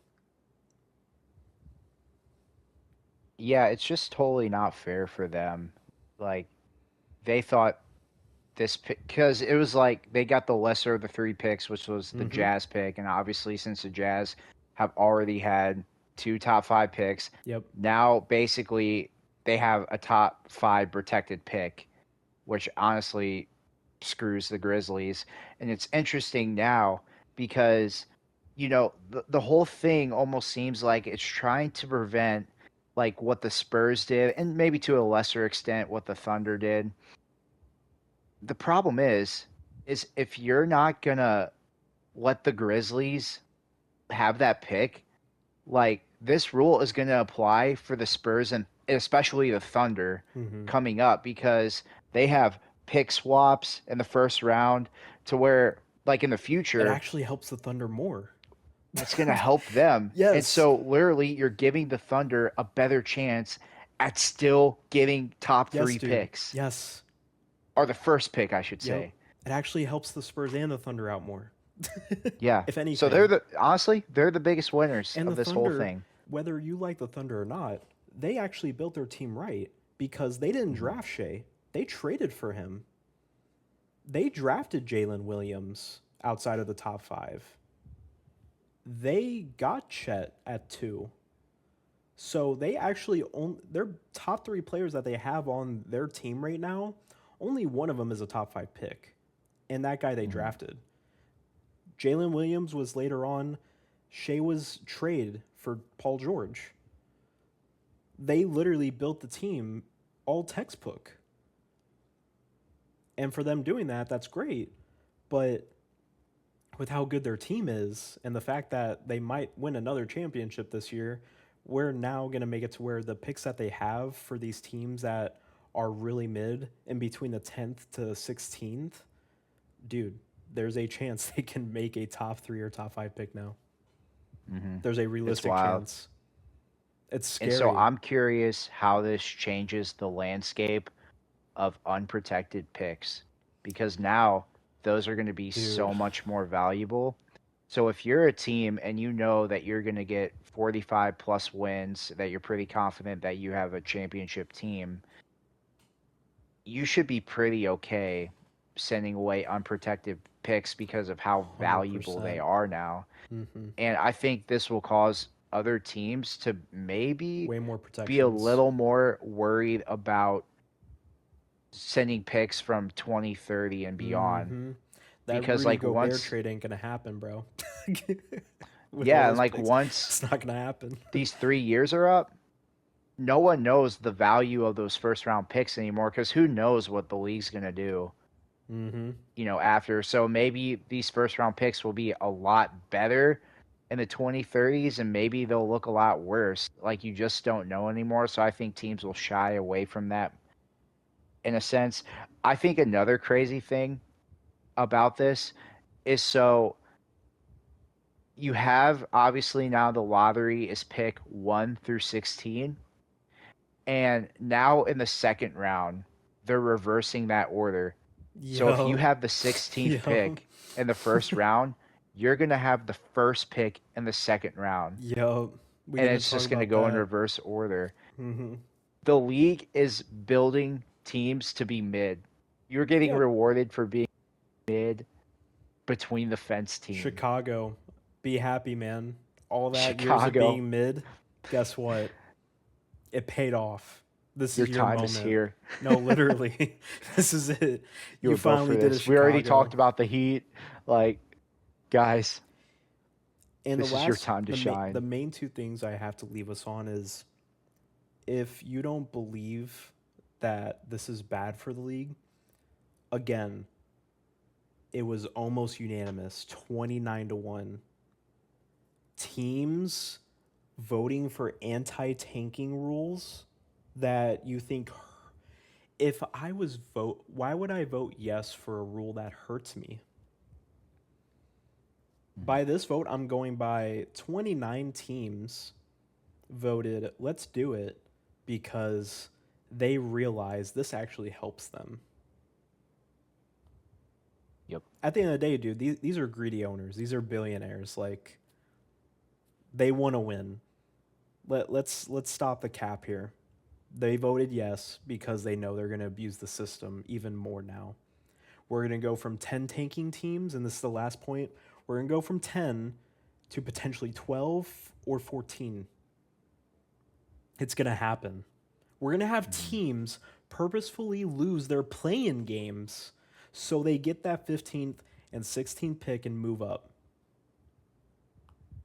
That's Right. what we're going to start seeing.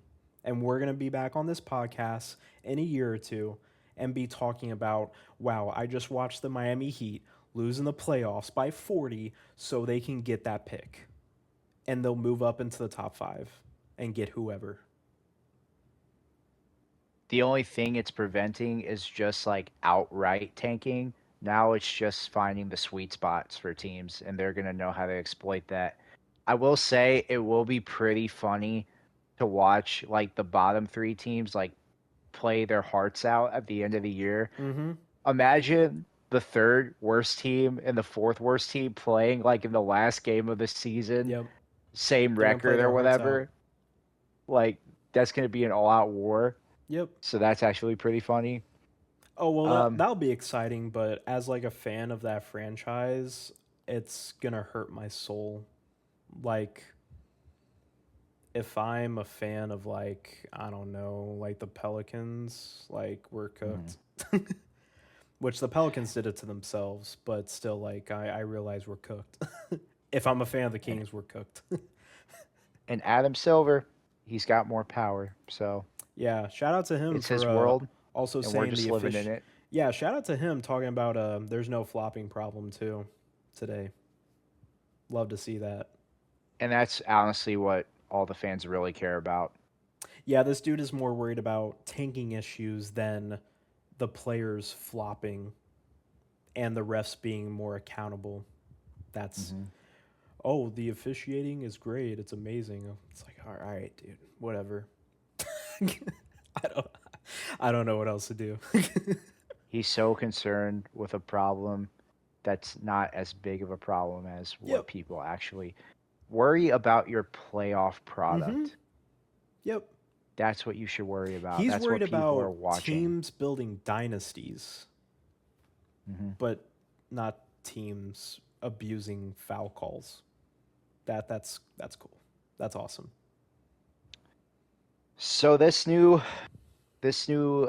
lottery system is going to have some implications that we don't even see yet. There's going to be new problems that arise from it. Yeah, Teams dude. will figure out ways to exploit it, like you were saying. We'll be back And here, so we'll bro. see what happens in 3 years. We will be back here. Chat, I'm telling you, I will come back to this pod specifically. I will make a short specifically for this. I will come back in 2 or 3 years just so I can be like, Zach, remember this? Remember this? We all remember this. We know what happened. I'm waiting. I'm waiting. I'm gonna be so patient, bro. I'm just gonna watch it unfold. It's fine. You're going to I'm not say, mad. Zach, the Thunder just Yep. got another version Yep. of Wemby. I'm waiting. Yep. Here we What go, man. what's happened to the league? Mm-hmm. Yep. I'm just waiting for it to explode, bro. I'm heated, man. Get me to go to bed, chat. I'm Hmm. I can't. As long as the Celtics get the first pick somehow, we're good. Oh my. But other than that, we riot. Oh my That's all I gosh. have to say. Oh. Protect your picks, everyone. Yeah, dude. So there's gonna be so many protections. Yep. Hmm. Yeah. Good luck, man. If you're an NBA Yeah. fan, good luck. I wish you all the luck, man. I'm gonna be fuming every year. Yep. If you're an NBA fan, all I have to say is stay mid. This is the That's Great what the league Depression. wants you We're to in it. do. This is the 30s. Be absolutely mediocre in all you do. Adam Silver, thank you. Dang it, man. We shouldn't have gotten rid of MJ for the Hornets, man. This could have been our moment. Now I want him back. Can we get him back, Oh man, please? Can we get him back in the office? that's Steve crazy. Clifford, where are you, man? Mitch, Mitch, where are you? Mitch, Mitch, please. come back. James, I'm sorry. It's actually great Borrego. that we're mid. Yes, yes, bring them all back, please. Oh man. Once again, I hope you guys did enjoy the podcast. I know it was a little bit of a longer one, but we really enjoyed the discussions we were having with each other, and I hope you guys enjoyed them too. If you did, like I said before, if you could just like comment and subscribe, give us your thoughts in the comments below. But yeah, hopefully you guys enjoyed that. And we're trying to figure out, long, shorter podcasts. Really just depends what we're talking about. So, but yeah, hopefully you guys have a good rest of your week, and we will see you guys next time.